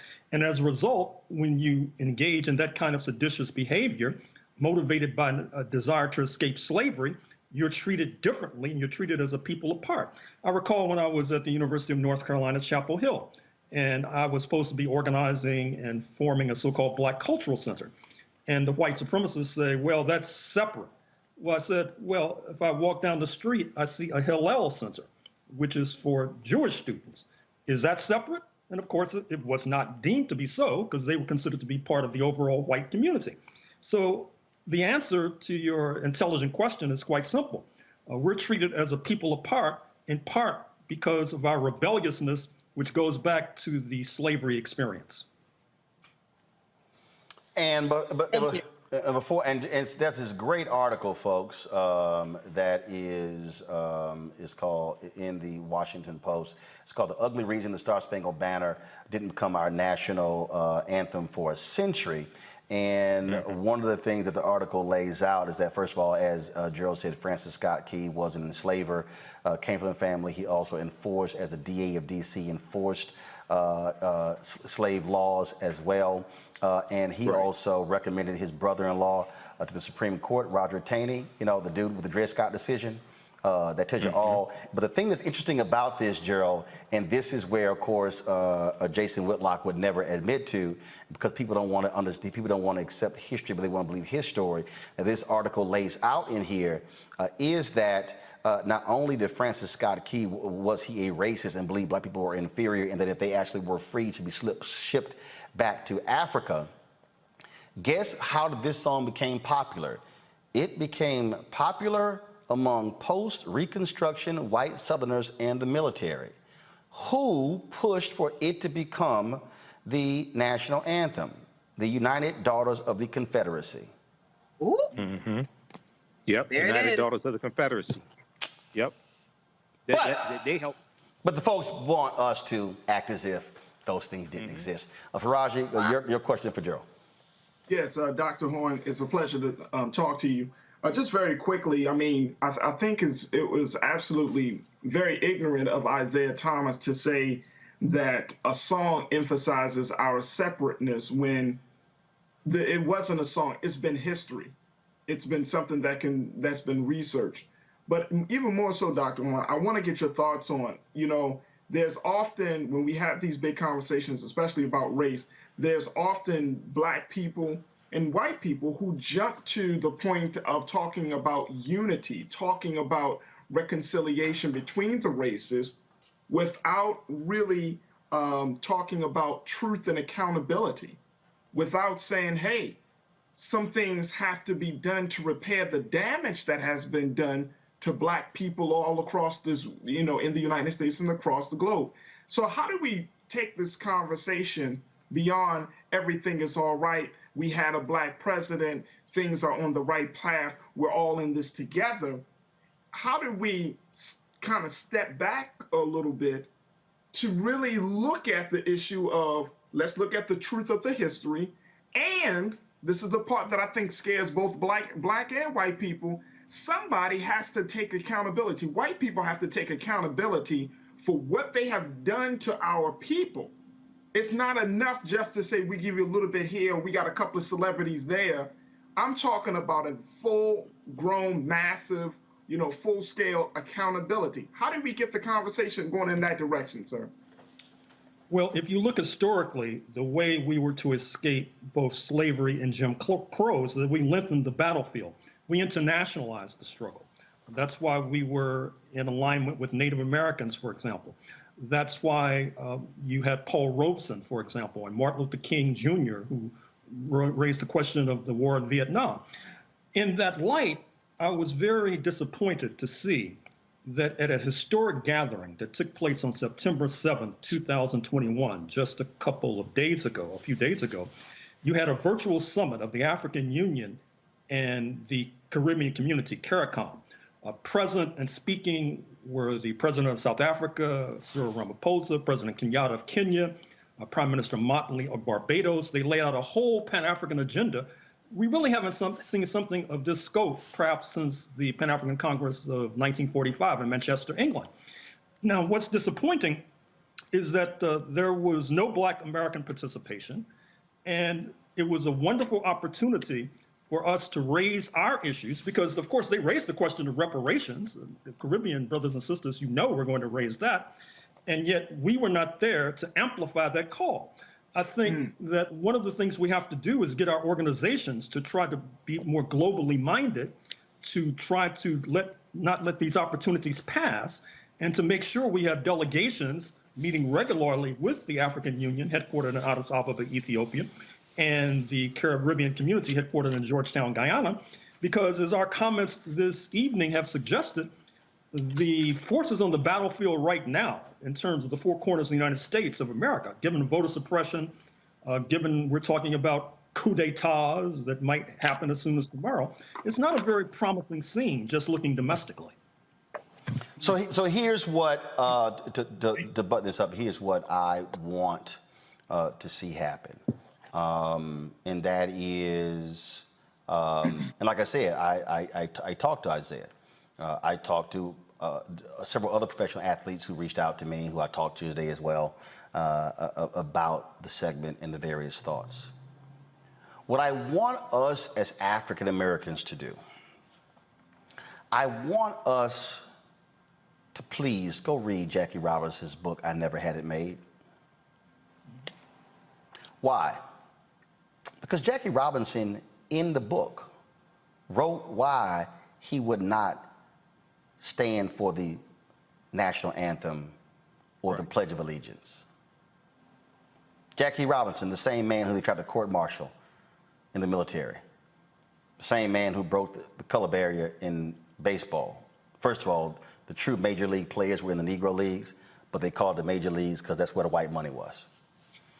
Jackie Robinson said the reason he called his book I Never Had It Made, he said, because as long as one black man is a victim of racism, then I don't have it made.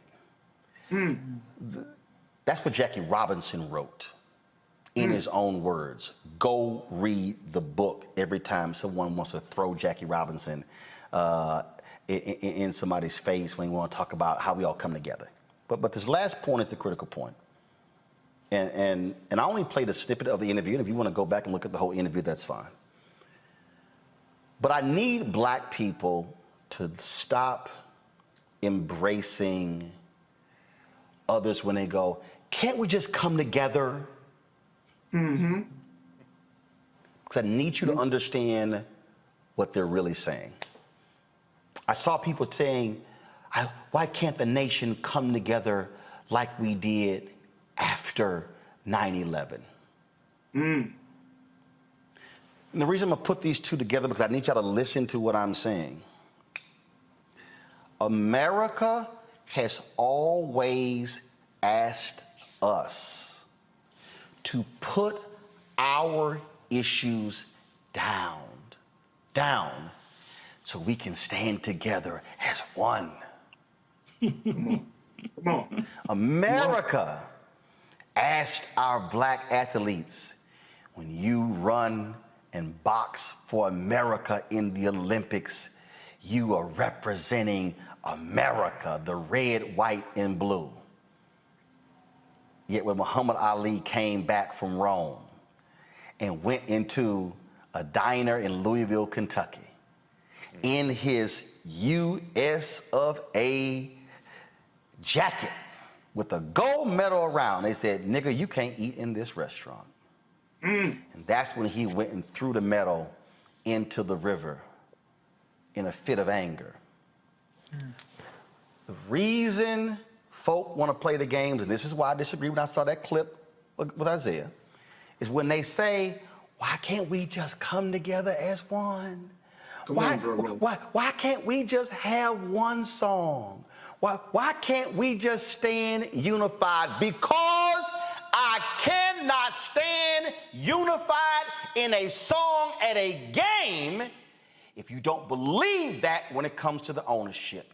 If you don't believe that when it comes to the press box, if you don't believe that when it comes to the people who can afford to buy the tickets and the suites in the games, if you don't believe that when it comes to you can have black players on the field, but you don't have the same percentage of black coaches on the sideline, you cannot ask me to stand here in unity and singing a song if you don't practice that when it comes to housing, when it comes to eating, when a white person with a high school degree makes more money than a black person with a college degree. Don't dare tell me to stand as one if you don't want that to happen in every single aspect. Let me remind y'all, clearly if you don't understand history, the United States threatened to shut down black newspapers. All you gotta do is read Gerald Horne's book on Claude Barnett and the Associated Negro Press. Read Ethan McKay's book on the Chicago Defender. They threatened to shut down black newspapers during World War II because they dared to write about fascism and racism. Y'all need to go look up, Google this, the Double V campaign. Google the Pittsburgh Courier and what they created when they said we're gonna fight against racism at home and abroad. They threatened to put black publishers in prison because they said you are creating tyranny and committing treasonous acts for writing about racism in the U.S. Armed Forces. They said this is no time for you to be focused on racism. This is where we are supposed to stand as one. And the history will tell you when black soldiers came back from World War II, they put white German POWs in front of the black soldiers. History will tell you that when they got back to those depots in the United States, black soldiers and white soldiers had gunfights because although they were so-called on the same team in Europe, when they got back, the white soldiers said, nigga, we gonna kill you.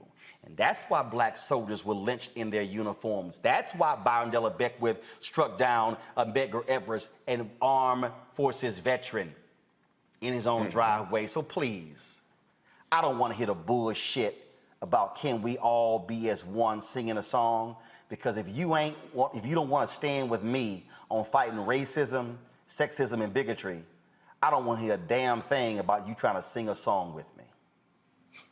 Come on. Folks, I can't give y'all one Gerald Horne book to write, to look at. Go to my computer. Gerald got about 4,000 books. You go check them all out. Again, I told y'all about the counter-revolution of 1776, slave resistance, and the origins of the United States of America. You should check out White Supremacy Confronted, U.S. Imperialism and Anti-Communism versus the Liberation of Southern Africa from Rhodes to Mandela. Also, I told you the rise and fall of the Associated Negro Press, Claude Barnett's Pan-African News, and the Jim Crow Paradox. I have absolutely read that one. And so there was there's another one on here that I gotta recommend. Oh my goodness, where is it? Where is it? I told y'all Jared got all these doggone books. I'm trying to get to all of them. And of course, a couple of books, obviously, on W.B. Du Bois. And then I gotta get this one, The Color of Fascism, Lawrence Dennett's Racial Passing and the Rise of Right-Wing Extremism in the United States. Yeah, I gotta get that one right there, y'all. Gerald, it's always a pleasure to have you here. Distinguished professor from the University of Houston, my hometown. Thanks a bunch. Thank you for inviting me. Yes, sir. Folks, back to our Roadmark Unfiltered video in just one moment. It's time to be smart.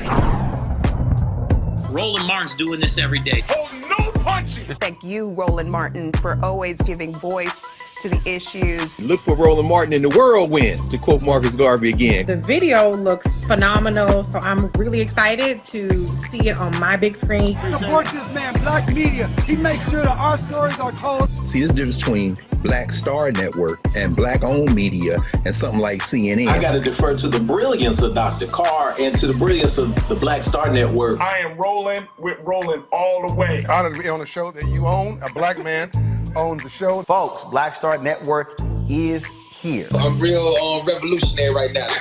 Roland was amazing on that.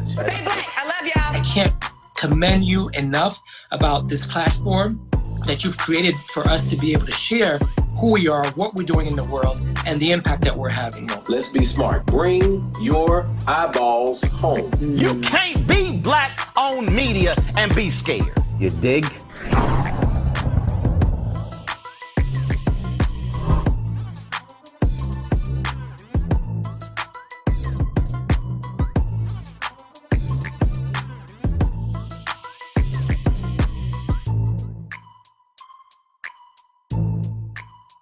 I came across this tweet today, and I'll be honest, somebody who I never thought I would have on this show because of a lot of his past comments.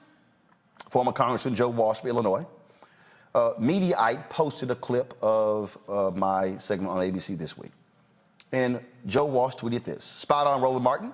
Every one of us Republicans, former Republicans, moderate Republicans, and conservative Republicans must publicly acknowledge and apologize for helping to put that unfit madman in the White House. Every single one of us. Chris Christie and most never will." Joining us right now on Roland Martin Unfiltered and the Black Star Network is former Congressman Joe Walsh. Congressman, glad to have you on the show. You were, if I had a camera on you while I was going through all of that, you were putting your head down, you were nodding, you had this sort of state of disbelief as you listened to Chris Christie give that speech, and then so that exchange between the two of us on ABC. Hey, Roland, I am so, by the way, it's an honor to be with you. I am so freaking pissed off right now, but I want to start by saying thank you. I mean it, man. Thank you for what you did yesterday on ABC, calling out Chris Christie. My God, Roland, all of them know who Donald Trump is, and none of them have said anything. I'm listening to Christie at the Reagan Library. It's infuriating. We need to do this. We need to do that. What they need to do is call out him by name. But Roland, you know, and you said it beautifully, none of them will, because if you do, you end up like this former congressman. You're done in the Republican Party. If you call out Trump by name and say he's an unfit madman, then you're done in conservative talk radio like I was. And Chris Christie, what a bunch of bullshit. What a bunch of cowardly bullshit. He can't even, and Roland, you did a great job, because Christie kept going back to 2016 yesterday. Oh, I ran against him in 2016. For 4 years, he sucked Donald Trump's feet. He tried to help him get reelected in 2020. Look, Roland, I screwed up. I voted for Trump in 2016. In a nanosecond after that, I realized how unfit he was, and I lost everything. Chris Christie was still trying to help this guy get reelected? I get it. I'm not naive, Roland. I get it. You said it. If you do what I did, you're done in the Republican Party.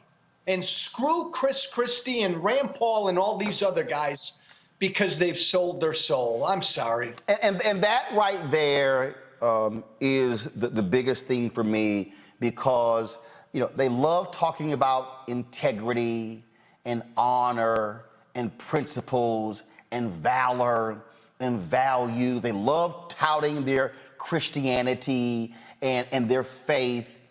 And they stood with a faithless ghoul, a man who has no bottom, a man who will throw anybody under the bus. Chris Christie kissed his ass after losing, endorsed him. Trump put him in charge of his transition team. What happened? His son-in-law, Jared, I don't want him. Trump dumped him because Christie prosecuted Jared's daddy. After trashing this man, Trump would talk about the man's weight in public and how he would just do whatever and would just kiss his butt. Christie's still going back, still going back, still going back, still going back. Hell, he caught COVID by kissing his butt by being at the Amy Coney Barrett super spreader event at the White House, the same one where Bishop Harry Jackson was, the same guy who preached in the Oval Office on Easter Sunday and died a few months later of COVID, and Trump never even mentioned the man's name, never even sent a tweet out. And these folks, see, I would just rather Lindsey Graham and Rand Paul and Ted Cruz and Christie and the rest of them just come out and say, hey, I'm here to kiss his ass because I want to get paid. I want to have power. I want to have proximity to power. That's why I'm doing it. But don't sit here and act as if we don't know what the hell's going on. Hey, Roland, when I was in Congress, I was the poorest member of Congress. If I had $1 for every time a Republican member of Congress over the last 3 years told me privately how bad, awful, god-awful bad Donald Trump was, I'd be a wealthy guy. But you nailed it, my friend. They all told me that privately. Chris Christie has the nerve to say the Republican Party has to tell the truth without calling out the biggest liar this country has ever had. Roland, as far as I'm concerned, if you're a Republican and you can't call out him by name, Donald Trump, and we've got to get rid of him or this party will never grow, then I don't even listen to you anymore. Right, and that's that point you just made there when you talk about what they say privately. Look, yeah. I can tell you, I know of people who overheard conversations that Rudy Giuliani and Lindsey Graham have had, who were sitting right there, and they were ridiculing him. They were making fun of him. They know he's stupid. They know he can't read. They know he's an ignoramus. But they know, oh, he had the power? Boom. We're going to suck up to him. That's the only reason. And Roland, they know he's bad for the Republican Party. More importantly, they know deep down he's bad for this country. My God, some of them have told me privately what I've said publicly about Trump. He's a treasonous guy. He's disloyal to America. Roland, they know that. My God, and they don't say it publicly. See, and that's why I had no choice but to check Chris Christie and to check Sarah. Because don't try to sit here and go, oh, let's bring us together and a vision forward, and these things are important because here's the deal. If 200,000 votes went a different way, he would be sitting in the Oval Office, and Chris Christie would be sitting there kissing his ass. Because Chris will be trying to make money for his lobbying shop or whatever he's doing, because that's what this is about. Principle. Hey, by the way, Roland, the other really great point you made yesterday is about the party. The Republican Party's done. And Christie knows that. It's Trump's party. Stick a fork in them. They're done. He's running, and if he wants to run, Roland, and I think he will, no Republican's going to challenge him. Chris, there's not going to be a choice between Trump and Christie. Give me a freaking break. Well, you've already heard Nikki Haley. You've already heard Nikki Haley say, well, if he runs, I'm not running. And here's the crazy thing. Trump has exposed how much of a fraud she is. He's like, she talks about me bad one day, and the next day she walks it back, and then she criticizes me. Even he knows she's a fraud. Hey, I respect the hell out of you because you speak your mind, even if it cost you TV gigs. I spoke my mind 3.5, 4 years ago, and it cost me everything. Lindsey Graham, Cruz, Christie, they all suck up at the altar of the king, and they're not going to change, Roland, because you nailed it. It's all about power. Right, and that's just, and we got to call it what it is, and now this whole polishing act of no, that wasn't us. We were not one of those people. No, you were, and you wanted it to continue, and that is the problem. And here's the whole deal. If you're sitting here, and then when Christie goes, well, you know, I just believe in 2016 that Trump was better than Hillary. He knows it's a damn lie. He knows that. He knows, and see, this is where I don't want to hear any crap about the good of the country. This is where you say, because let me tell you something. I go back to Jackie Robinson. Jackie Robinson was a black Republican. Jackie Robinson supported Nixon over Kennedy. And Jackie Robinson was angry because Nixon was not doing more to speak up to try to reach African Americans. Then in 1964, when you had Senator Barry Goldwater, who ran and opposed the Civil Rights Act, it was Republican Jackie Robinson who said there is no way in hell I'm supporting that man and actively campaigned against him. And that's what you do. When you say that person is simply not good for the country, damn my party label, and I cannot support it, I've got to fight against it. That's what Jackie Robinson did.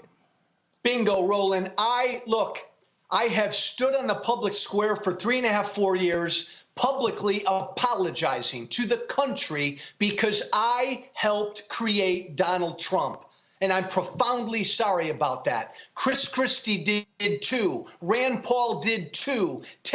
Every single Republican helped create that narcissistic, unfit traitor.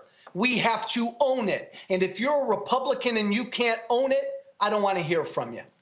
So when we talk about this whole path forward, and look, you have a number of folks in the Lincoln Project, they've got their issues with John Weaver and what he did and what they knew, and they're going through all of that. That should actually happen.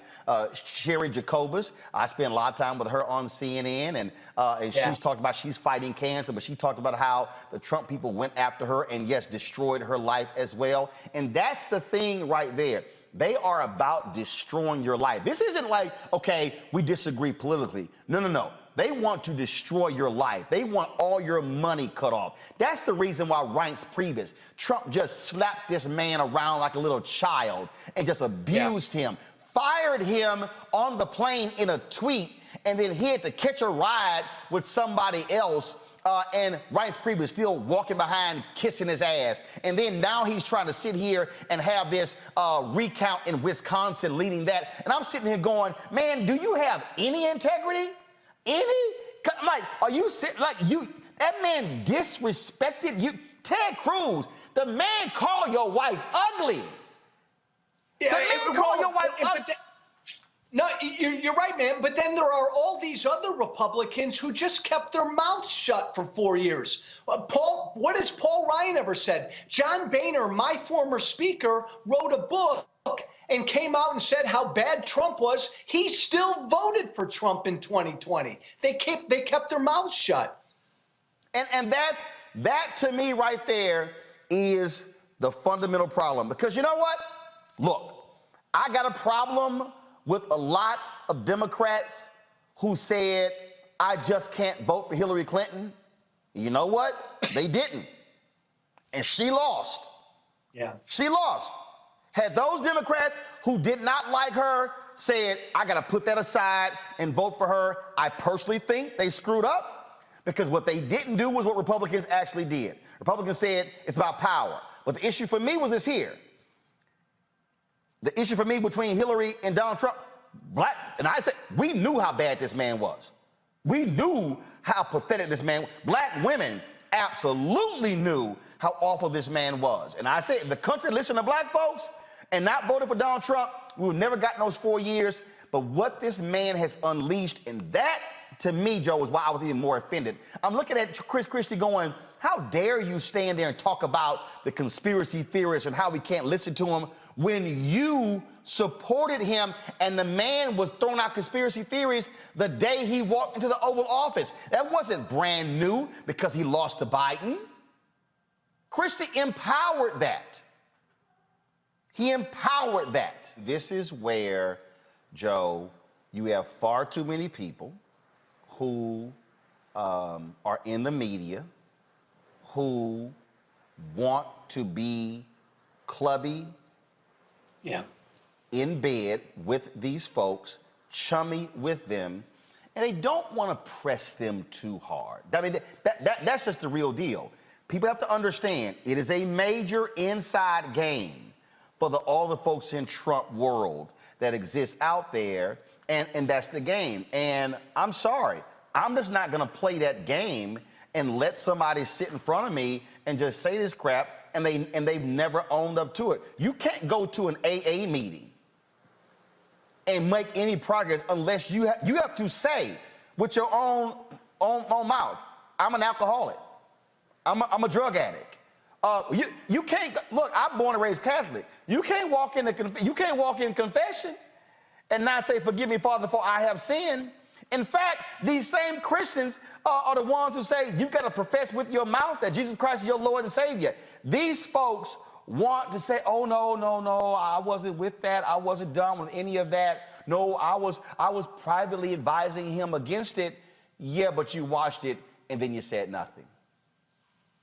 And Roland, and by the way, your guest beautifully said it. Trump is a monster. He's a treasonous monster. And please don't take what I'm about to say wrong.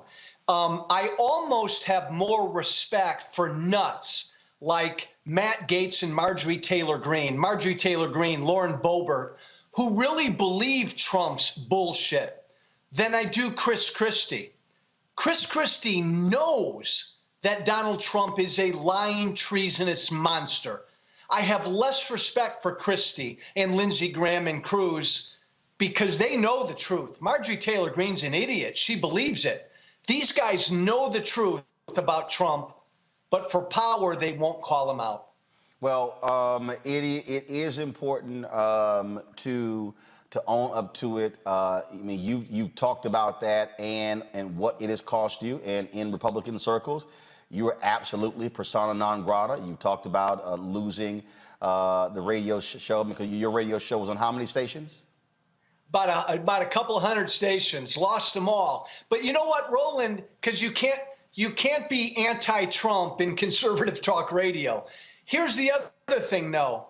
You have to apologize sincerely. Right. And I've spent 3.5 years apologizing. Yeah, because before, let's be clear. Before, I mean, you said some stuff in the past about Michelle Obama and other folks, and you were a flamethrower on the right, and Fox News loved you, and every time you put something out there, and you had to own up to the role that you played in creating and fostering the environment that allowed a Trump to come onto the scene and grab it and then take hold and become president.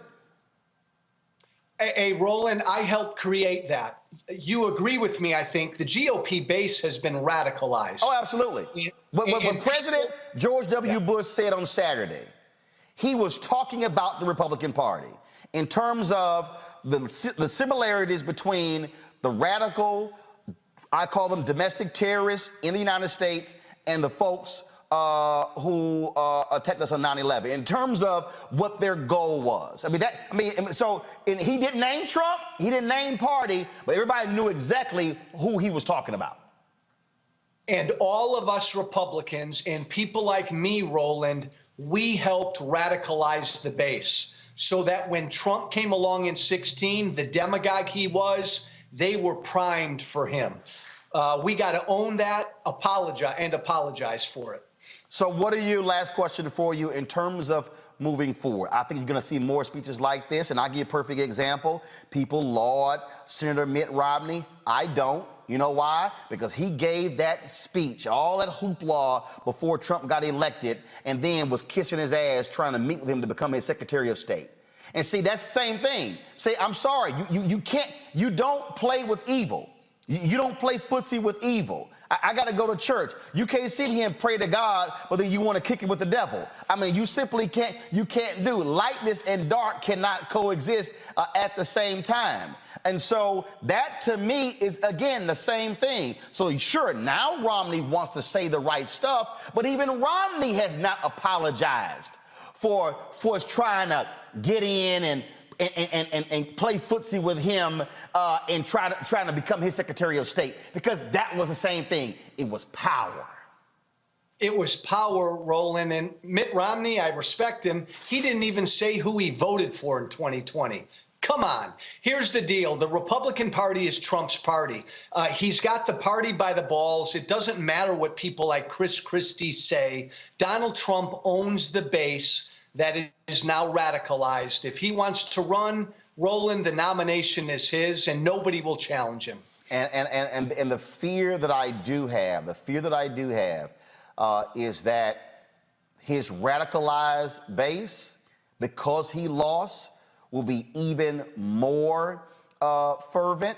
Two, unless Senators Joe Manchin and Kyrsten Sinema get off their asses and pass the For the People Act, what the Republican legislatures are doing, they are literally positioning states to steal elections.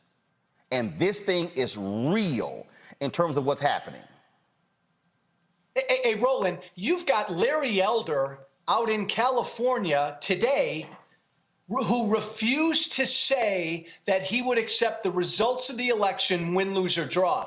This is now the Republican mantra. They will never lose another election fairly. It will all be because of fraud. That's Donald Trump's, oh, I got to watch my language. That's his legacy. The show's called Unfiltered for a reason. Go ahead. That's his fucking legacy. Roland, that is Donald Trump's fucking legacy. He has stuck a stake through the heart of our democracy. I'm sorry. It's all truthful. Former Illinois Congressman Joe Walsh, we appreciate Thank you, my friend. I've been on the show. Thanks a lot. Thank you. Thanks. All right, folks. Y'all know what time it is. No charcoal grills are allowed. I'm white. I got you, huh? Illegally selling water without a permit on my property. Whoa! Hey! You don't live here. I'm uncomfortable. Well, let's go to Georgia, where parents are calling for a teacher there to be fired after she says the N-word in a viral video. Watch this. Girl, say I date a black guy. Okay. Then I can say nigga. No, because I got a nigga. I missed that. Play it again. Girl, say I date a black guy. Okay. Then I can say nigga. No, because I got a nigga. Alexandria Boynton, an Alcovey High School art teacher, sitting on the desk discussing when it's okay to use the N-word. 2 years ago, Boynton was named Teacher of the Year. Now students and parents are calling for her job. The art instructor is currently on administrative leave. She says in the video that if she starts dating a black guy, she can say nigga.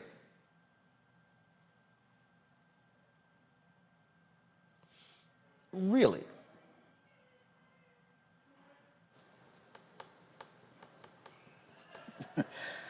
Yo, homegirl was just, you could tell this is part of her daily vocabulary because she was just all too comfortable, just the way she just put it out there like that. And so, look, people have all of these debates and conversations. I was just talking about it at my students at American Today in class. People can have honest conversations about it in the classroom. And I believe that teachers who are mindful and sensitive to the conversation of all backgrounds can spearhead that type of conversation. But this woman, she was sitting there acting like she was just all world, all too cool. And I'm glad that those students responded, hell no, because really at the end of the day, they think that the students are going to be like, oh, you cool, I'm with that. And they're like, hell no. And I'm glad the video went out. I'm glad the parents are calling for it because we need to have real conversations about the usage of this term throughout. But this type of nonsense from an educator trying to be down, she needs to be down and out. Kelly, yeah, she was a little comfortable there. She tried it. I mean, there's not much to say here other than the fact that she was wrong and that she tried it, and she was still wrong when she tried it. At no point should you even, any profanity in the school should be, banned. I don't know how schools are set up but when I was in school, profanity in any regard was prohibited by students and especially teachers. So the fact that she was a faculty member at this school and still said it, regardless of what the word is, I'm just trying to get to the basics for the moment. The fact that she used profanity in school towards students in reference to herself in a personal manner, which also should not be talked about on school grounds. There's just levels of inappropriateness here that needs to be addressed. N-word notwithstanding. Again, she was way too comfortable with that word, but just from an administrative perspective and just getting to the point, she was wrong just from being a faculty member. And I don't know whether it was because she was an art teacher and she thought, you know, she has license because it's more creative space and more liberal. But again, you tried it and you failed. And as far as administrative leave, she needs to go because it was just unprofessional to do that at all. Folks, back to our Roland Martin Unfiltered video in just one moment.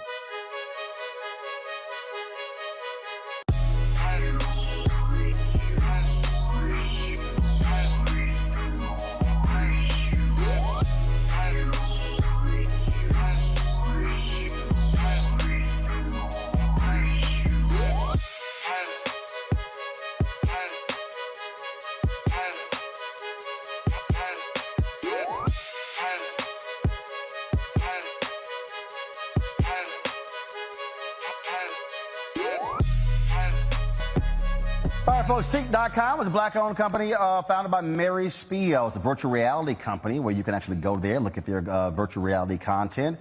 A couple of devices they actually have for sale that you might be interested in. First off, their VR headset allows for you to slide your phone right in and experience that virtual reality content on their site or watch a 360-degree video. Also, their 360-degree headphones, tremendous bass, you can use it for gaming, Bluetooth, phone calls, you name it. Folks, you can get these two at Seek.com using this promo code RMVIP21, RMVIP21. You buy one or the other, or even both, a portion of the proceeds come back to us here at Roland Martin Unfiltered. And so we want you to check out Seek.com and give it a try.